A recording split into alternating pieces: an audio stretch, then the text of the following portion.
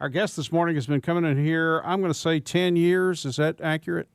Well, I'm not sure, but it's been a long time. It's been a while. It's been a long time. It has been a while, and we're always happy to have Dr. Kevin Kavanagh. He is a retired physician and is also the founder of an organization called HealthWatch USA. Tell us about that. Yes, we're a nonprofit patient advocacy organization that's dedicated to improving the quality of health care along with lowering its costs. And we've been very active in the area of infectious disease and active in other areas too, but infectious disease is one of the things I think we've made our greatest advances and inroads in. You've brought to this program some incredible guests, and you say that a few of those folks are going to be coming to your conference. Yes, on October 26th of this year, in this fall, we have a excellent keynote speaker, and that's Dr. Strathdy, who is the author, one of the authors of the book, The Most Deadly Predator.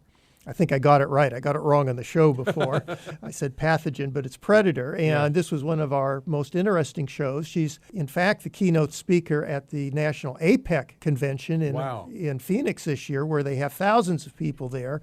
And she's going to come up to our small little meeting where we'll have maybe 80 people there and give a presentation on October 26th. And if anybody would like to come, please go to healthconference.org and take a look at the conference. And if we get 300 people signing up, we'll move the venue to an auditorium someplace and have it outside of the library. So please take a look at this. And I'm sure you have a website at HealthWatch USA? Yes, healthwatchusa.org is our website, and healthconference.org is our conference website. All right, we've got our phone lines and our auto text service text line available to you if you have a question for Dr. Kavanagh along with the program today, and that is 253-5959. I already have a question, but I'll delay that for just a second and say this. The media in this country, of which I am a member, we do what I call holding the cat and calling the dog. We like to sensationalize everything that we can. We like to scare people when we can, and it's wrong. And so I hate that, and I want to be responsible and tell people what they need to know, but I don't want to yell fire in a crowded theater. And so you're a great guest for that because you're a level-headed guy that is not going to try to scare people. But at the same time, you told me yesterday, which kind of concerned me, this is really serious. Well, it is. And I've got a graphic here that I can't show the audience, but I could show Jack of the cases, and it is skyrocketing exponentially. There are already more cases of this virus than there are of SARS. There are already more. SARS had a little over 8,000 cases. This has broken 24,000. In one day, there was almost 2,000 additional cases added. So it is highly infectious, and that is concerning. And for example, if you compare it to the common flu, there are some data from the Chinese government that this is twice as infectious. It's called the R0. It has an R0 of 4 as opposed to a R0 of 2, and that's how many people will become infected for each person that gets this current coronal infection. So there's indications it may be as high as 4. On a side note, measles, that has an R0 of 12. That's one of the most infectious diseases you can. It is very infectious, and that's one of the reasons why we keep harping, get vaccinated, because it doesn't take many unvaccinated people to get an epidemic. Let's go to the phones real quick here. Brad's first. Brad, good morning. Good morning, Doctor. Chris Plant is a reputable talk show host who follows your program, Jack, on your channel. And he reported that this coronavirus originated in the only city in China that has Chinese government authorization to work with these types of seriously deadly viruses. And there is a suspicion out here on Main Street that the Chinese government is experimenting with ways to poison populations with this virus. Yeah, I don't think that's the case. I mean, let's face it, they wouldn't be poisoning their own population. Yes, they would. They kill 20,000 people a year over there. What are you talking about? No, they would have a revolution over there. They're in fear. They're building hospitals. No, this virus normally resides in animals. And let's talk a little bit about a virus. Thanks for your call, Brett. Yeah, a virus is not a bacteria. It's much smaller. Bacteria will eat a whole cell. But a virus is very small, just has some little genetic code. In the case of coronavirus, it's in a ball, and it has spikes sticking out of it. And so these spikes attach to a cell. And they're very specific on what cells they'll attach to. And they're animal specific, whether it's a cow or a pig. They thought, was it a bat? They thought that it started I think it's a bat or Yeah. snake, I've heard at one time. And they're specific to the type of organ. So normally they don't jump species. They're very, very highly specific. But in this case, in China, where you have a lot of people, they have a third of the population, they're very crowded, they eat a wide variety of different types of animals, and there's close contact between many exotic animals and people, and it's just a laboratory for these chance occurrences. And this virus is very infectious. It has jumped from animal to person, and then it jumped from person to person, which was quite concerning. And when that happened, it got the Chinese government's attention, and it also now has indicated that it can really spread very fast between people, and it's mainly through respiratory. It could be possibly even through means, and it's something that really you need to be careful of if it gets into this country. And right now, we're lucky. The house isn't on fire yet, Right. but it could be. And how many cases do we know as of when we went on the air in this country? Well, from what I knew last night at 11 p.m., it was 11, but this morning I just read New York City had one, and I'm sure that there will be a new news report out while we're talking that has huge numbers that are even more. What can we know. do that we're not doing to protect ourselves from it coming into this country? Are they doing, in your opinion, everything they can do? I think the CDC is doing an absolute excellent job. Do you? Yeah, and I should note that the CDC cannot enforce quarantines or isolation or come into hospitals or areas within the United States. If there's an outbreak of a dangerous pathogen like this in a hospital, the hospital's in charge. CDC can only come in if they're invited. They can advise, but they can't come in. I see. Or the state health department will have certain venues, but not the CDC. But ports of entry. On ports of entry, the CDC has complete control. And they are handling this pathogen like I'd like to see most deadly pathogens handled. That is of screening, and when you identify someone, you do isolation and make sure that they're clear of the virus before allowing them to come into the population. Now, the CDC is not expecting this to be 100% effective, probably won't be, but it is definitely delaying the epidemic in the United States. And that allows us to gather more information on the virus, possibly even make a vaccine. So it's extremely important to do. Are the drug companies all over that making a vaccine right now, trying to figure it out? Oh, well, I would hope so. Well, antibiotics aren't effective against viruses. Right. Yeah. So vaccines are. Let's go back to our auto tech service text line. Ron V, by the way, says that's the danger of Chris Plant. He's on our program, so I don't want to badmouth Chris Plant. Yeah. Anyway, Wally says, isn't it true the flu and coronaviruses, which can affect anyone to varying degrees, is most deadly to those already in compromised states of health and or age? Well, yeah, and that means Jack and I are going to get knocked off from this we're thing. so young. So that doesn't hold Right. much water to us. Right. Yeah, that type of argument really means massive federal expenditures for health care and a shortening of the human lifespan, because we all get sick, we all have compromised immunities at one point in our life, and hopefully we will all age.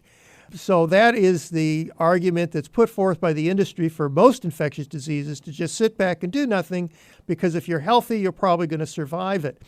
But that is the nature of any deadly pathogen, because if the pathogen was 100% fatal and killed people rapidly, for example, like Ebola, those type of epidemics tend to get snuffed out, even though Ebola is infectious and it's very dangerous. But if you have a pathogen that only kills some people, let's say 2 to 4%, and the other people are host carriers, or they can spread it, or they will survive and then spread it after they get well, that is the most dangerous type of pathogen you can have, and it will wreak the most havoc on our society. So these are very dangerous things. And you have to realize that, well, if this one's, 2 to 4% fatality rate, and then in 2 years we have another one that's the same, and in 2 years another one's at the same, pretty soon that starts to add up. Here's another texter that believes that this is actually intentional, and this is from our Autotech Service text line. It was a bat virus, but the spike be referred to as the part of the virus that mirrors the RNA of the snake variants. That is the exact reason this looks to be engineered. Also, the same lab has had multiple leaks, SARS twice, that were inadvertent. Well, look, the best lab you have for engineering viruses is nature. It's not people. Look at what 2 radio shows ago that we had talking about the deadly predator and phages and trying to engineer viruses to cure people. And we had BARDA, one of the U.S. research areas. We had the Navy. We had 3 of our institutions, and none of them could engineer a virus to cure our patients that were on the show. What had to happen? They had to go to sewage and muck around in awful stuff. Excrement, right. Awful stuff. Right. I know the words, but I can't say them on the radio. I'm trying to think of an appropriate one. And find the viruses there. Nature is the best laboratory. I mean, this is what it does. This is what evolution does. When you put different things together and you throw in viruses, you're going to get a different type of organism finally emerge. All right, 253-5959. Both our phone line and also the Autotech Service text line, both are open for your calls and questions right now. And we will be right back with Dr. Kevin Kavanagh as we talk about the coronavirus, not caused by Corona beer, by the way. Here's a couple of texts that we have, Doctor. This one says, would coronavirus symptoms look more like the flu or pneumonia? Well, the flu can cause pneumonia if it gets into the lungs, and so it can be either. And, of course, what exactly the symptoms are, they're still getting information on this. So everything I'm saying is fluid. I mean, it could change while I'm talking and someone call in with a new report. But it can start out as a cold, start out as the flu, can get pneumonia from it. There have been scattered reports that very, very early you can have GI problems and symptoms. So you name it can be. Huh? It can be, but I think the most analogous situation would be the flu. And so it is important that if you travel to China or you've been around someone who has traveled to China and you've developed these symptoms, that maybe this is something that you should mention to your doctor. Usually in 14 days, if a person hasn't had an infection, so if they've been to China and they've lasted 14 days without a problem, they would be considered clear. So those are the early diagnostic signs. As far as a test goes, right now the CDC is the only entity that has a test, and so they're trying to get tests out quite rapidly, and that's another reason why putting in a delay on entry for people who might have this virus is important. We don't want to see it spread. Here's another text from our Autotech Service text line. This one says, what are the methods of transmission, droplet in parenthesis, for coronavirus and other common illnesses, flu, measles, pertussis? Am I crazy to wear a mask, a respirator mask, and gloves when a family member has the flu? Well, yes and no. First of all, it's much better to always get a flu shot. And for all of those that are worried about flu shots and all the problems, most of those have been disproven. We have had a number of deaths from the flu in Kentucky, and we've had no deaths that I know of from vaccinations. So if you have over 100 deaths on one hand in a year and no deaths on the other, that should tell you that maybe getting the flu vaccine is a good thing to do. Prevention is important, and the most important thing is not to touch your mouth, face, or nose with your hands. This can be spread by droplets. It can be spread through the air, and of course the exact mode of spread is something that they're still elucidating and defining. So a mask may help with preventing you from touching your face, and that's the most important thing that you can get from the surgical masks.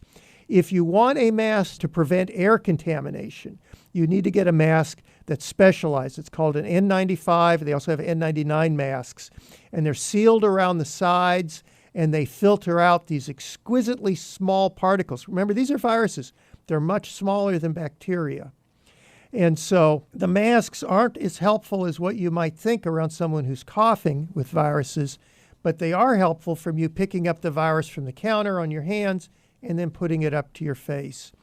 And it's, of course, very important to wash your hands with soap and water, because that will be the major mode of transmission. It's not the only mode, but be sure to use soap and water. Alcohol has been brought into question as its efficacy against viruses by the FDA.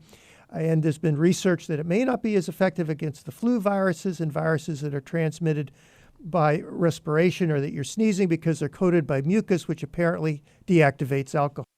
Got a text that involved giving some medical advice out on the air regarding Plavix, and for that person who sent that text in, that's too specific for the doctor to comment on the air. You just need to see your own doctor about that. Yeah, it really is. We can't really talk about individual medical problems on the air. That's not a good way to practice medicine. Right. And let's try to stay on topic of the virus, because this is extremely, extremely important.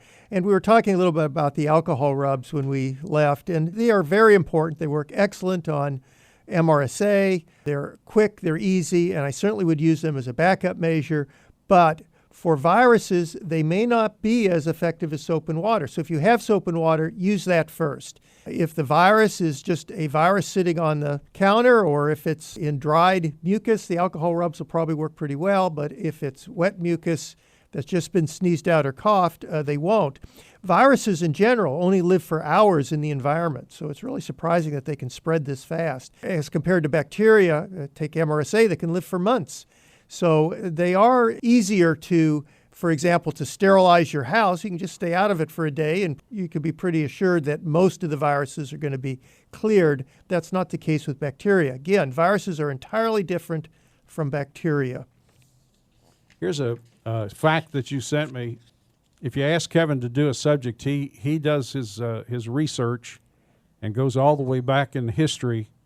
And the Spanish flu of 1918, was that like the worst that we know of? That was the worst. In fact, more people in the army of World War I died of the flu than from the Germans. Really? Yes. That's how bad it was. It was extremely bad, very infectious. And now it's a different virus, but it's still a virus, and it's similar, they think, in the spread and the fatality to what we may be facing with the coronavirus. But I said maybe because data is still coming in. And you need to remember that current data is coming in from largely undeveloped areas in the world. I mean, China does not have as an extensive healthcare system as we do. So a lot of the patients may not be getting the supportive care which is needed. So even though there's not a treatment for a virus, when you die of a virus, a lot of times you get dehydrated, you don't have good nutrition, you get a bacterial infection. A lot of people during the swine flu epidemic got an MRSA infection on top of their viral infection in their lungs. All of that can be treated, and that changes the fatality rate considerably. For example, in this flu epidemic, they were desperately searching for what was the cause. And at that point, they were still kind of confused about even what viruses were, if they existed. And they thought because a bacteria grew so often in these lungs that it was caused by a bacteria. And this bacteria was called Haemophilus influenza. So if you ever talk about the H flu bacteria, Jack, and you're wondering, well, that's a bacteria in a vaccine. Is it related to the flu? No, it's not, but that's what they thought was the cause back in the early 1900s. So that's how it got its name. So a lot of supportive care can really change the fatality rates of this virus in this epidemic, let alone if they can identify an antiviral drug that's effective or some cocktail that's effective. And then I think we can see a lowering of the death rate. So what the CDC is doing on trying to delay entry of this virus into this country is absolutely on target, extremely important. And my preference is that all dangerous pathogens that are contagious should be handled in this fashion, even within the United States. You need to contain spread. As far as people coming into this country from those affected areas, does it not make sense to do everything you can do to shut that down? People, particularly from Wuhan. Well, yes. Yeah. But we still have people coming in every day. Well, and we do, and they're not going to get everybody, but they'll get most and try to lower the spread of this virus.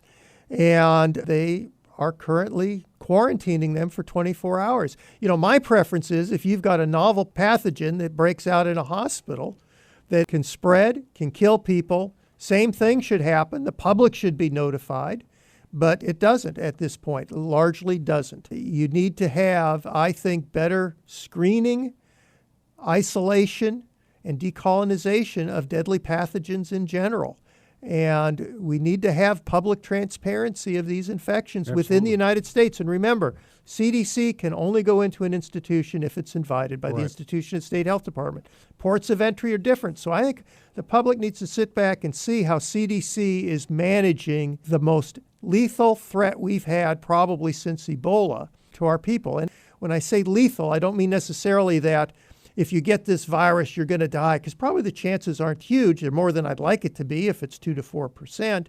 But if everybody becomes infected or a number of people get infected, then those deaths add up. And that's the big danger of this. I've heard this both ways. Perhaps you can straighten me out on it. I've heard that this virus you can be carrying the virus before you have symptoms.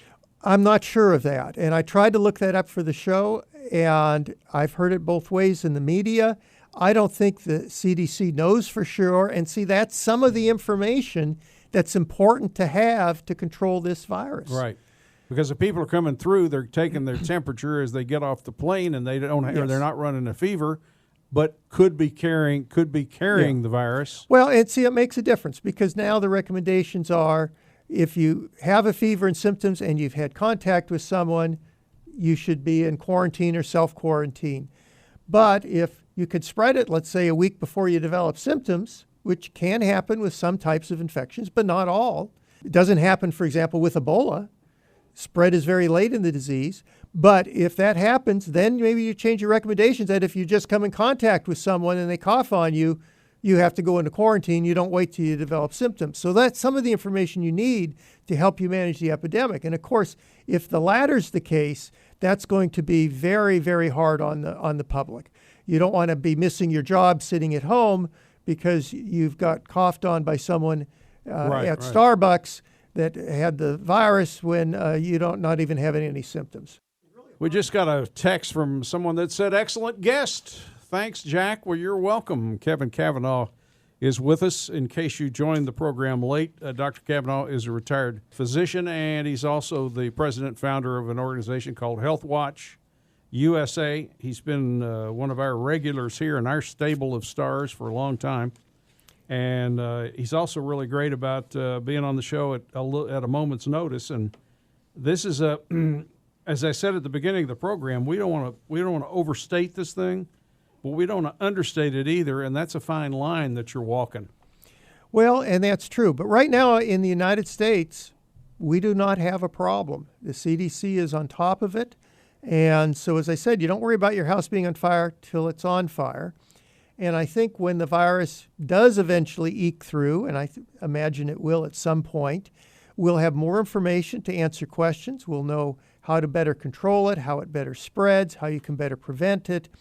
And that should put the public a little bit at ease. And in addition, if you're not an old codger like Jack and me, and you don't have health problems, you probably will survive the infection. Even if you get it. Right. But it is important, as I said, to not get a number of patients, especially myself and Jack, who are on the older side of things, You infected. can stop talking like that anytime. Yeah, I know. Kevin. I'm sorry. That we just have to... Speak for yourself, man. We have to make sure that we keep this virus out of the United States, because this will not be the last time we're threatened with an infectious disease. It will happen again and again and again, and we need to get prepared for it. We need to have a robust healthcare system that can respond to it, hospitals that have beds and proper protocols in order to take care of these viruses and infectious disease. I love Wally. Wally's texting us here. He says, "I'm 53 and my mother still makes me take castor oil. Is there any benefit?" Well, I'm not sure on that for what, but I think no matter how old you are and no matter how old your mother is, mine is still alive, and I think Jack's maybe is too. Oh, yeah. She's they 90, still 95. view you as being about 10 years old and will still direct you on what to do. Of course. And so that never changes. So I would follow what your mother's advice is. It's much easier Even if it's that castor way. oil. Yeah. Even if it's castor oil. What is the difference between a pandemic and an epidemic? Well, it's the size. Pandemic is just huge. And there may be some legal and political ramifications of that with the World Health Organization. But pandemics are very, very concerning. It's involving a number of more than two countries, right? Or two countries. Number of countries. As an epidemic can be just within a single country, single area. And so it enables World Health Care Organization's mobilization of resources and more attention from other countries, et cetera. There are a lot of treaties on this, on the spreading of infections between countries. So those empower the federal government more than what it is within the United States to control spread. Someone told me, and I don't even remember who it was, that the drug manufacturers don't make a lot of money on vaccines. Have you heard that, or is that a wives' tale? I think that is true. We don't have a lot of vaccine manufacturing, and a lot of that has to do with medical legal harassment. I am very much a proponent of patients' rights for compensation, et cetera, but it can't get to the point where it decreases our health in the United States. And certainly when you look at vaccines, the amount of rumors that spread around is just atrocious. And they're scare tactics. And these oftentimes result in unfounded litigation. And vaccines by themselves are going to be risky. They're just less risky than getting the infection, much less risky. Some of the vaccine misinformation has actually been through Russian trolls. There have been several articles and news reports on that, both in 2008, 2019. Recently, there was a pediatrician in Cincinnati who posted information on vaccines on her website, which was TikTok, and she absolutely got plastered with negative comments and then negative ratings. And TikTok is a Chinese-run site. I believe the U.S. military has banned that from servicemen from even being on it. And so you really have to be careful of social media. It's not the facts. There are a lot of things that the government does or that I've seen that I get discouraged with and causes doubts, but it's much more accurate, and especially on these very serious things, much more reliable than what you pick up on run-of-the-mill social media sites or on an email that's been forwarded, et cetera. So got to be very, very careful of that. Okay, we've got a bunch of questions here. Bob says this would be a good one for another day. The epidemic makes me wonder about the possibility of terrorists poisoning large populations, fentanyl in the water supply, etc. Maybe a good discussion for another day. Yeah, maybe we could talk about that one day, because obviously with this situation, there are a lot of people that are concerned about that. Bioterrorism is a concern, but viruses, see, they don't last long in the environment.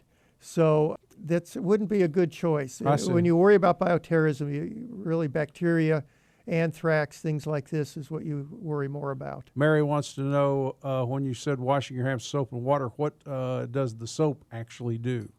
Well, the soap can deactivate some things, but the main thing soap and water does, because you do it for at least 20 seconds, is mechanically remove the pathogen. And this is similar to what is done with C. difficile.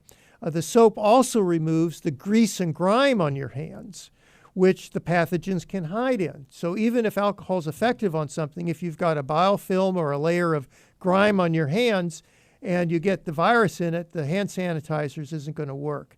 I look at it more of mechanically scraping the paint off a glass instead of using the chemical emulsifiants to try to dissolve it, which, depending upon the paint that you use, may or may not work. Is it hot water essential? Hot water, I think, is better. There have been research that have shown that, well, it really doesn't matter that much. But I just remember from my basic chemistry that hot water makes more things soluble in the soap, and that may help to remove some of the grime, although it may not increase the kill rate because, as I said, it doesn't kill mostly. So I think that warm water's preferable, but as I said, you'll find some research that'll dispute that. Here's a text from our Auto Tech Service text line. Was visiting a sick friend 2 weeks ago. find out they have MRSA now. I now have bronchitis. Should I be checked for MRSA? Why don't they completely quarantine? Well, I personally think that MRSA should be screened for. And if you're worried about having MRSA, I think it's not a bad idea to get checked. In England at one time, last time I checked, they actually had a home testing unit.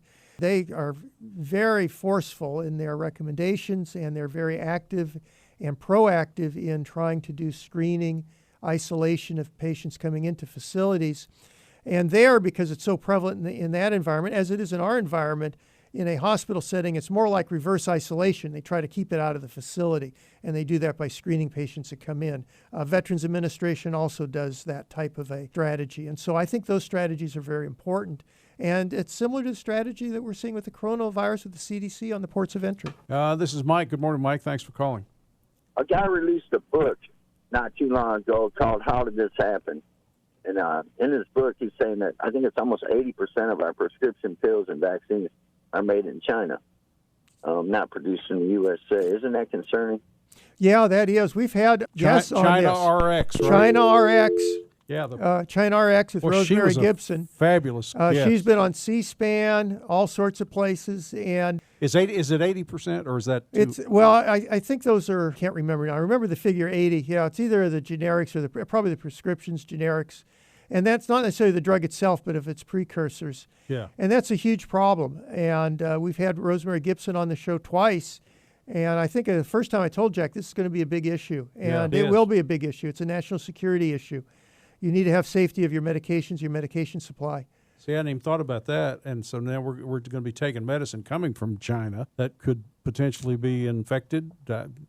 I'm just asking. Well, not infected. They're mainly contaminated with carcinogens. Even though they're low levels, you don't want them in your products. And there have only been some of the drugs that have been implicated with that. But it is a concern. I mean, the fact that most of our drugs that we're taking are produced somewhere else. Yeah, it'd be possible for them to stop the pipeline. Yeah. Yeah, and of course that would only affect us old codgers that take medicines. Well, see, you keep saying that. Yeah, I know.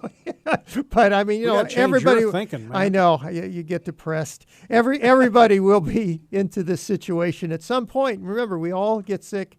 Our immunity drops some when that happens, and we all get aged. And when that happens, our immunity drops a bit. And so these are important. We got 1 minute. Wrap us up. Well, the coronavirus right now is something we need to watch. We need to learn more about. It is extremely concerning because the initial data in some undeveloped areas does not look good, but we need to remember they are undeveloped areas. The CDC is doing an excellent job on border security and control and preventing spread within the United States, which I believe will buy us enough time to better confront this pandemic. All right. Thank you very much. Thank you, Dr. Kevin Kavanagh. We'll get him back in the near future.